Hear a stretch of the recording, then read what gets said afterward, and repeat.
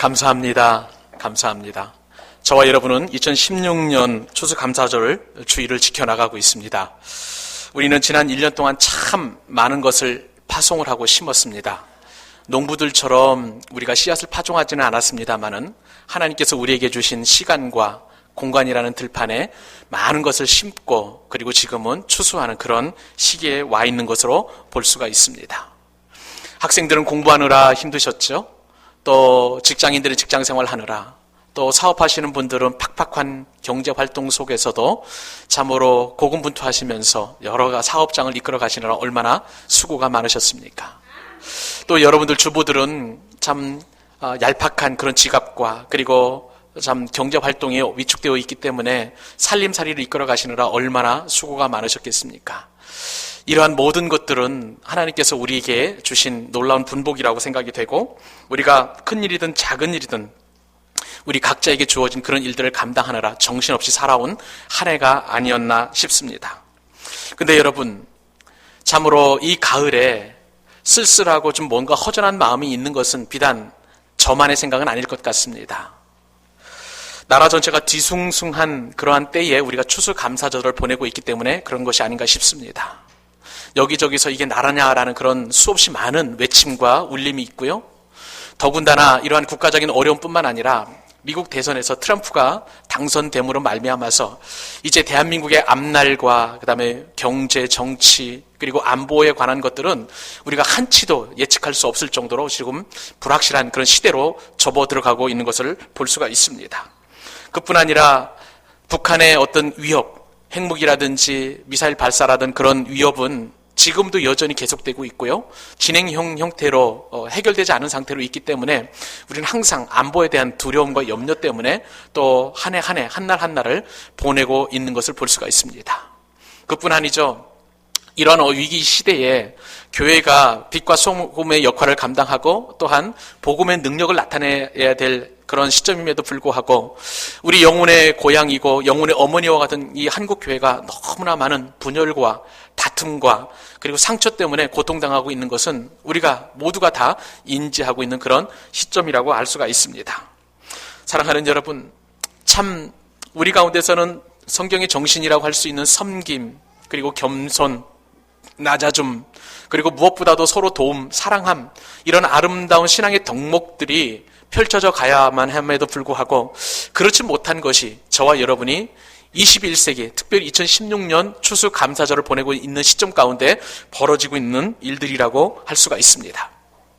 이래저래 울적한 상황 가운데서 말씀을 준비하다가 제가 문득 정말 귀한 감사의 그런 시를 하나 이렇게 보게 되었습니다. 신촌 세브란스에 가면 심장병동이라는 병동이 따로 있는데요. 그곳에 무명의 시인이 지은 감사의 시가 이렇게 기록이 되어 있습니다. 그 시를 반복해서 읽다 보니까 제 마음 가운데서도 감사가 스스로 이렇게 솟아나는, 마치 샘솟는 샘과 같이 이렇게 솟아나는 그런 은혜를 경험하게 되었는데 그 시를 잠시 소개해 드리도록 하겠습니다. 때때로 병들게 하심을 감사합니다. 인간의 약함을 깨닫게 해주시기 때문입니다. 가끔 고독의 수렁에 내던져 주심도 감사합니다. 그것은 주님과 가까워지는 기회가 되기 때문입니다. 일이 계획대로 안 되게 틀어주심도 감사합니다. 그래서 나의 교만을 반성할 수 있었습니다. 아들, 딸이 걱정거리가 되게 하시고 아내와 남편이 미워질 때도 있게 하시고 부모와 동기가 짐으로 느껴질 때도 있게 하심을 감사합니다. 그래서 인간의 보람을 느끼게 되기 때문입니다. 먹고 사는데 힘겹게 하심을 감사합니다. 눈물로써 밥을 먹는 심정을 이해할 수 있기 때문입니다. 때때로 허탈하고 허무하게 하심도 감사합니다. 왜냐하면 영혼에 접근할 수 있는 기회이니까요. 불의와 허위가 득세하는 시대에 태어난 것도 감사합니다. 왜냐하면 하나님의 공의가 분명하게 나타나기 때문입니다. 땀과 고상의 잔을 맛보게 하심도 감사합니다. 그래서 주님의 사랑을 깨닫기 때문입니다. 사랑하는 여러분, 우리의 삶은 여전히 팍팍하고 어렵습니다마는 그러나 우리의 시선을 전환해서 감사의 세계가 열리게 된다면 우리의 신앙과 우리의 삶도 새로운 희망으로 나아가게 될 줄로 믿습니다. 사랑하는 여러분, 이러한 시선은 절대로 스스로 다가오지 않습니다.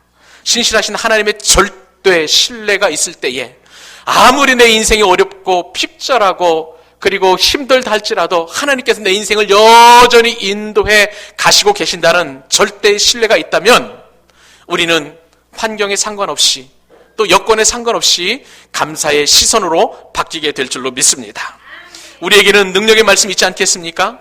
우리가 알거니와 하나님을 사랑하는 자, 곧 그의 뜻대로 부르심을 입은 자들에게는 모든 것이 합력하여 선을 이루어 주시기 때문에 우리는 언제든지 하나님 앞에 감사할 수 있게 될 줄로 믿습니다. 세상 사람들이 묻습니다. 우리로 하여금 희망이 있느냐? 있습니다. 우리에게는 희망이 있는 줄로 믿습니다. 사랑하는 여러분, 우리가 그 희망의 길을 하나님을 절대 신뢰함으로 나아가기 때문에 우리 자체가 희망이 될 줄로 믿습니다. 그러므로 우리는 하나님을 찬양할 수밖에 없는 것이죠.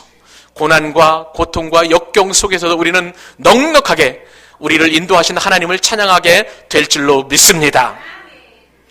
저와 여러분이 읽었던 오늘 시편 150편 말씀은 시편 전체를 총종합하고 갈무리하고 결론을 내리는 그런 말씀입니다. 여러분, 성경을 좀 아시는 분들은 시편 1편 말씀을 아실 것입니다. 시편 1편 말씀에 따르면 이 땅을 살아가는 사람들이 두 종류로 나뉘는 것을 볼 수가 있습니다. 하나는 의인의 길이요, 하나는 죄인의 길 혹은 악인의 길입니다. 사랑하는 여러분, 의인은 어떤 사람입니까? 의인은 악인의 꾀를 따르지 않는 삶을 사는 사람을 말하는 것입니다. 그리고 죄인의 길에 서지 아니하고 오만한 자의 자리에 앉지 아니하고 오직 여호와의 율법인 하나님의 말씀을 주야로 묵상하는 자가 바로 의인이 되게 될 줄로 믿습니다. 그러나 이런 의인의 삶은 너무나 고통스러워요. 시편이 1편부터 150편까지 계속 드리워진 이 의인의 삶이라는 것은 그다시 녹록지 않다는 것을 너무나 잘 알고 있습니다. 때로는 어려움을 당합니다. 때로는 고통을 당합니다. 때로는 참으로 누명을 쓰기도 하고요. 때로는 변명도 못할 정도로 처절하게 인생의 밑바닥까지 떨어지게 되는 것을 볼 수가 있습니다. 때로는 누군가의 모함을 받고 실패하고 좌절하고 낙심하고 누군가로부터 쫓김을 당하고 고통을 당하는 그런 인생들이 시편 인생이었어요. 그러한 시편 인생의 총 갈무리면서 시편 기자는 이야기합니다. 하나님을 찬양하라는 것입니다. 하나님께 경배하라는 것입니다. 살아계신 하나님의 이름을 높여드리라는 것입니다. 그것이야말로 의인의 길이고 그리고 최종적으로 우리가 살아가야 할 삶의 목표임을 시편 기자는 이야기하고 있는 것을 볼 수가 있습니다. 사랑하는 여러분, 시편 기자는요, 우리가 사랑하는 하나님을 열정과 온 환희로 찬양할 때에 이보다 더 값진 것이 없음을 본문 말씀을 통해서 우리에게 말씀해 주고 계십니다. 이런 하나님을 찬양한다고 할 때 그냥 찬양하는 것이 아니에요. 시편 기자는 우리에게 이야기합니다. 찬양해 주시기 바랍니다. 찬양할 수 있기를 원합니다. 찬양했으면 좋겠습니다라는 그런 의미가 아니에요. 명령형으로 살아계신 하나님을 찬양하라, 여호와의 이름을 찬송하라라고 분명하게 우리에게 권고하고 명령하고 있는 것을 볼 수가 있습니다. 사랑하는 여러분, 우리의 찬양을 받으실 분이 누구이십니까? 온 우주를 만드신 창조주 하나님이심을 믿습니다. 우리의 영혼을 구원하시고 우리의 생사화복을 주관하시고 우리 앞길을 예정해 놓으실 뿐만 아니라 이 살아계신 하나님께서 지금도 나와 함께 하시고 우리와 함께 동행하시며 우리의 삶을 계획하시고 인도하시기 때문에 살아계신 하나님을 찬양해야 하는 것입니다. 시편 기자가 지금 그런 하나님을 찬양하라고 이야기하고 있습니다. 그러면 우리는 하나님의 어떤 부분을 찬양해야 할까요? 하나님이 하나님 되심을 찬양하라고 이야기합니다. 하나님은 어떤 분이십니까? 말씀을 드린 대로 하나님께서 행하신 일들이 너무나 많습니다. 온 우주를 창조하셨을 뿐만 아니라 우리 인생 한 사람 한 사람에 대한 놀라운 세밀한 계획을 가지고 계시고 그 계획대로 우리를 인도해 가시는 분이십니다. 그뿐만 아닙니다. 우리 가정을 지키실 뿐만 아니라 우리 교회를 지키시고 이 나라와 이 민족도 지키시는 참으로 전능하신 하나님이신 것입니다. 우리가 고통당할 때 우리에게 힘을 주시고 우리가 병들었을 때 우리에게 질병을 치유하실 수 있는 능력을 주셨을 뿐만 아니라 우리가 좌절하고 낙심될 때에 우리에게 새로운 소망을 주시는 그 하나님, 그 행하신 일을 하나님 앞에 찬양하라고 시편 기자는 지금 이야기하고 있는 것입니다. 그러면 여러분, 시편 기자는 우리가 어떻게 하나님을 찬양하라고 이야기합니까? 오늘 말씀을 보니까 나팔 소리로 찬양하라고 이야기합니다. 비파와 수금으로 찬양하라, 소고치고 춤을 추고 현악과 퉁소로 찬양하라, 큰 소리 나는 재금으로 찬양할지어다 라고 우리에게 명령하고 있습니다. 한마디로 우리의 모든 것을 다 동원하여 우리에게 큰 일을 행하신 그 하나님을 찬양하라고 지금 시편 기자가 이야기하고 있는 것입니다. 그러면 여러분, 또한 시편 기자는 오늘 말씀을 통해서 어떤 사람이 찬양하라고 우리에게 이야기하고 있습니까? 오늘 전도사님 말씀을 통해서 우리에게 주신 것처럼 호흡이 있는 자마다 여호와를 찬양하라는 것입니다. 사랑하는 여러분, 이 말씀이 무슨 말씀입니까? 우리에게 호흡만 있다면 하나님을 찬양할 수 있다는 그런 말씀인 것입니다. 내가 좌절 속에, 절망 속에, 고통 상황 가운데 있다 할지라도 우리에게 호흡만 붙어 있다면 얼마든지 하나님을 찬송할 수 있다라고 우리에게 명령해 주고 있습니다. 그뿐 아닙니다. 우리가 사족을 못 쓰고 또 수지가 다 묶여 있다 할지라도 호흡만 있다면 하나님을 찬송할 수 있다고 우리에게 명령합니다. 여러분, 병원에 있다 할지라도, 요양원에 누워 계신다 할지라도, 그리고 우리에게 의식만 있다면, 우리에게 호흡만 있다면 하나님을 찬송할 수 있다라고 분명하게 말씀해 주고 있습니다. 우리의 삶이 아무리 녹록하다 할지라도, 우리의 삶이 아무리 낙심 가운데 빠져 있다고 할지라도 우리에게 호흡만 있다면 하나님을 찬송할 수 있다고 시편 기자는 이야기하고 있습니다. 그런데 여러분, 하나님을 찬송한다고 할 때에 오늘 본문에 보니까 그 찬양이 어떻게 시작해서 어떻게 끝나냐면 할렐루야로 시작해서 할렐루야로 끝을 맺고 있는 것을 볼 수가 있습니다. 시편 기자는요, 의도적으로 우리로 하여금 우리의 삶의 모든 영역에서 시작을 할렐루야로 하라는 것이죠. 그리고 끝도 할렐루야로 갈무리하라고 우리에게 분명하게 명령해 주고 있습니다. 제가 아는 교수님 가운데 신학교 총장님이 한 분 계십니다. 그 총장님께서는 20년 동안 신학생들에게, 주의 선지생들에게 20년 동안 히브리어도 가르치고 또 구약 성경 말씀을 가르쳤던 그런 총장님이십니다. 그런데 이 총장님은요, 설교 때나 강연 때나 혹은 축사하실 때나 항상 할렐루야로 시작해서 할렐루야로 갈무리 하시더라고요. 근데 그러한 총장님을 바라보시고 어떤 분도 이런 말씀을 하세요. 최고의 상합탑의 그 지성인이라고 할 수 있는 총장님이 왜 부흥사처럼 할렐루야만 하십니까? 라고 이렇게 물었답니다. 근데 여러분, 이 할렐루야를 하신 이유, 총장님께서 할렐루야를 하신 데에는 여러 가지 이유가 있는데요, 굉장히 중요한 의미가 있다고 제가 말씀을 들었습니다. 우선 할렐루 하면은 이게 무슨 뜻이냐면 당신들은 찬양할지어다라는 명령이에요. 할렐루 하면은 찬양할지어다. 그리고 야는 우리가 여호와라고 번역되어 있는 야훼 그 하나님에 대한 그 별칭입니다.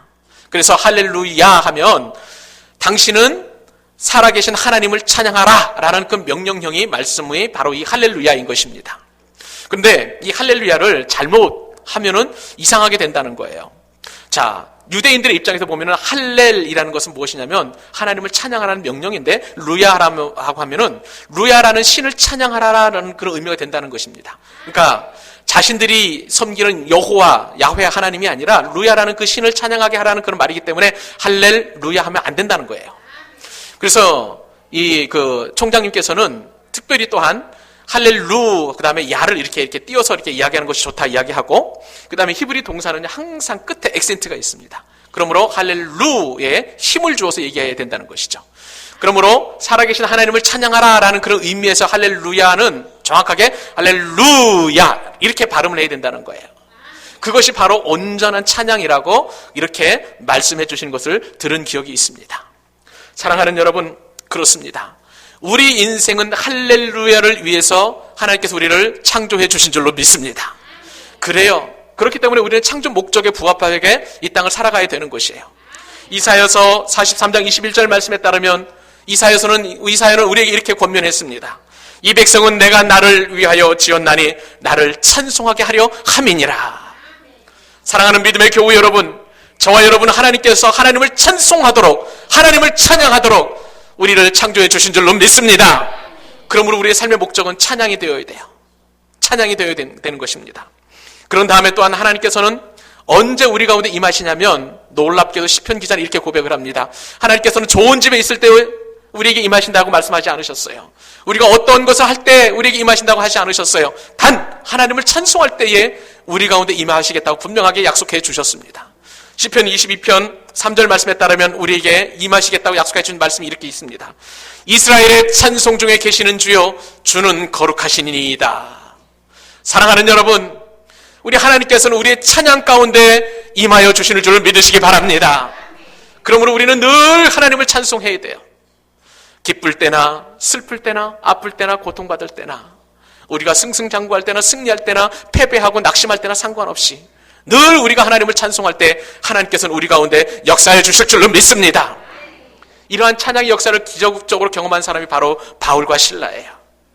바울과 실라는 모함을 받고 빌립보 감옥에 갇히게 되었습니다. 너무나 고독하고 너무나 춥고 너무나 참으로 분통이 터지는 그 시점 가운데서 바울과 실라가 남들이 다 자고 있는 고요한 밤에 하나님을 찬양합니다.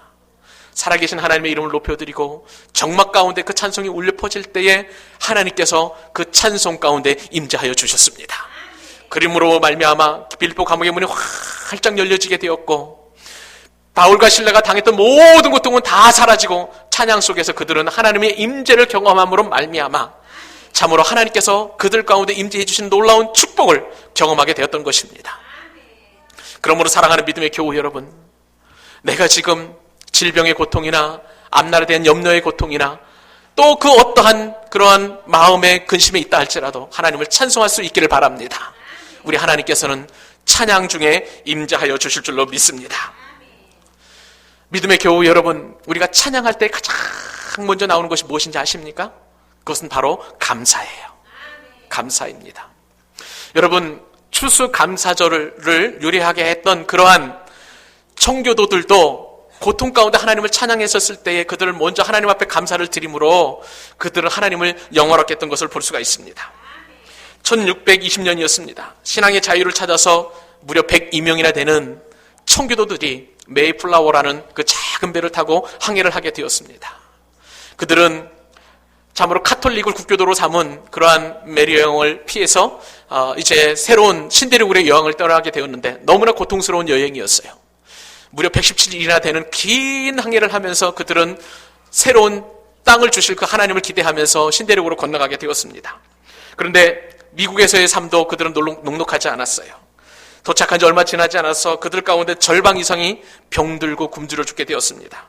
그리고 남아있는 사람들마저 해마다 겹치는 흉년으로 말미암아서 큰 고통을 경험하게 되었습니다. 그리하여 마침내 이 난국을 타개하기 위해서 그들은 하나님 앞에 금식하면서 나가기로 결정을 하였습니다. 그런데 여러분, 그때의 한 농부가 다 같이 금식하자는 그 시점 가운데 이러한 제안을 하게 되었습니다. 지금까지 우리는 금식하면서 하나님께서 도와주시기를 기도했습니다. 그러나 이제 달리 생각을 바꿔보기를 원합니다. 비록 농사가 흉년이 들었고 형제 자매들이 병으로 쓰러지는 어려움을 겪고 있지만 이 가운데서도 우리가 감사할 것이 있다고 생각합니다. 식량이 풍족하지 않고 여건이 우리 유럽보다 편안하지 않지만 지금 우리에게는 적어도 신앙의 자유가 있고 정치의 자유가 있는 것입니다. 그러므로 우리에게 또한 황당하게 열려있는 이런 대지를 바라보면서 우리가 하나님 앞에 금식 대신에 감사했으면 좋겠습니다. 이러한 농부의 제안이 다른 모든 사람들의 마음을 감동시키게 되었습니다. 그러므로 말미암아서 금식 주간을 선포하는 대신 이제는 그들은 감사의 주간을 선포하게 되었습니다. 이렇게 해서 초창기 청교도들은 그것이 유래가 되어서 추수감사절을 지키게 되었습니다. 그리고 추수감사절에는 독특한 풍습이 있는데 그들은 추수감사절에 항상 칠면조를 먹게 되어 있습니다. 이 칠면조를 먹게 된 이유도 이제 도착해서 그들은 아무것도 먹을 것이 없었었는데 토착민 인디안들의 도움을 받아서 옥수수와 칠면조를 통해서 그들은 생명을 연장해 갈 수 있었습니다. 그리하여 농사를 짓고 그 이듬해에 그들을 도와준 인디언들에게 자신이 추수한 곡식을 또 도로 주고 그리고 그들에게 주었던 칠면조 고기를 먹음으로 말미암아 생명을 연장받을 수 있었던 것에 대한 감사를 통해서 추수감사절들이 이제 유래가 되었다는 것입니다. 사랑하는 여러분, 우리는 오늘 말씀을 통해서 추수감사절이 드리는 진정한 찬양과 감사의 의미를 되새겨 보고 있습니다.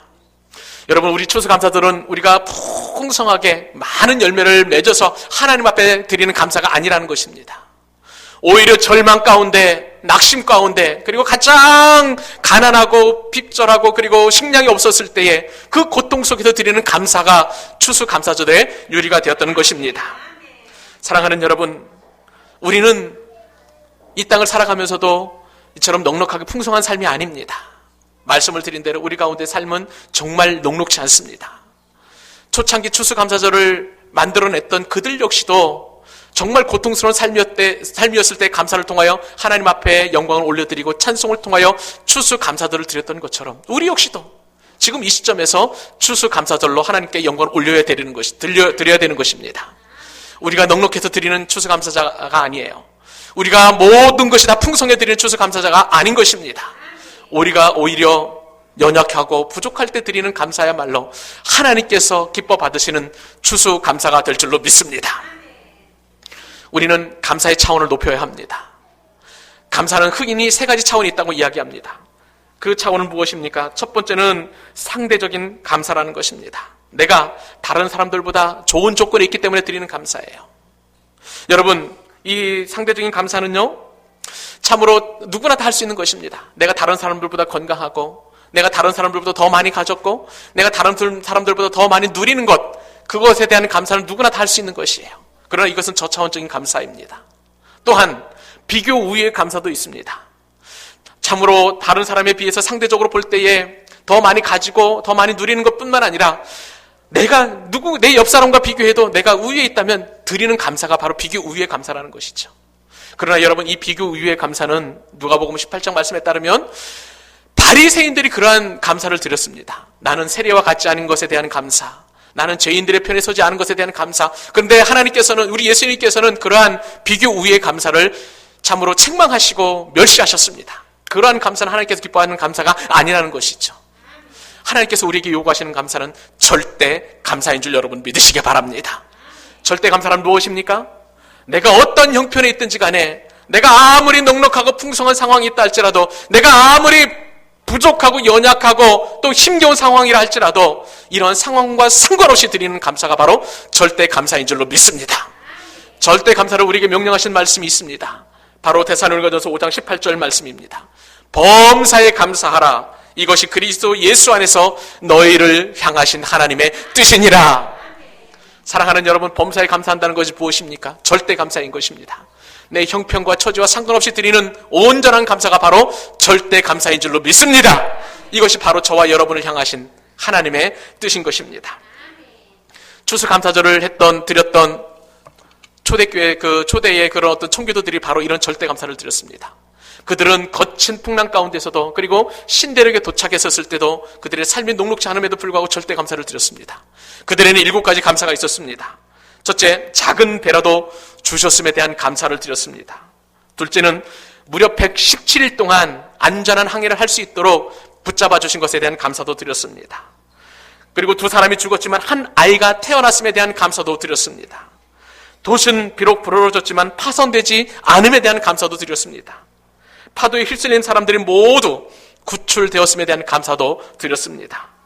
호의적인 원주민이 사는 상륙지점을 찾아냈음에 대한 감사도 드렸습니다.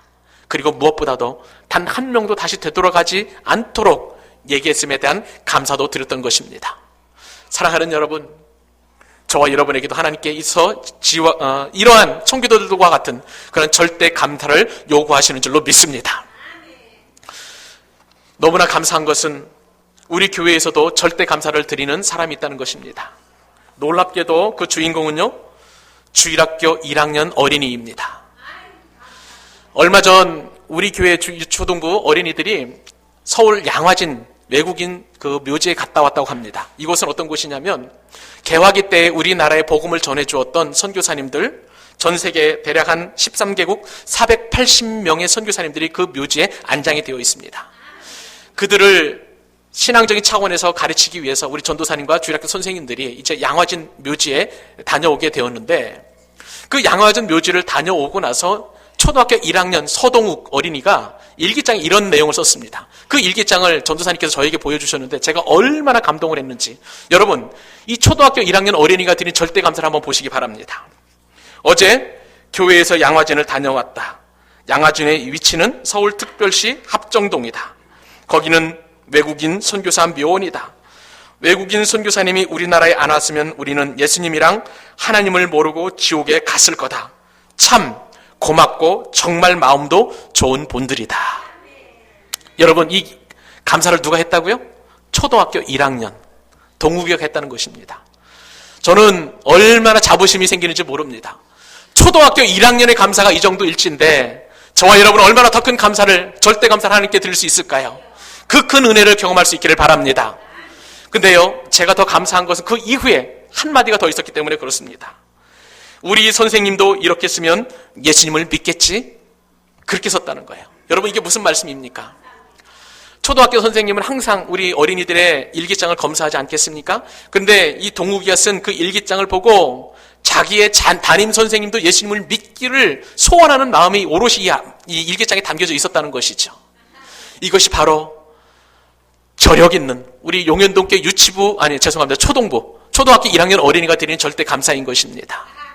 사랑하는 여러분, 저와 여러분 역시도 하나님 앞에 절대 감사를 드릴 수 있기를 바랍니다. 말씀을 맺겠습니다. 조지 허버트라는 사람이 이렇게 이야기했습니다.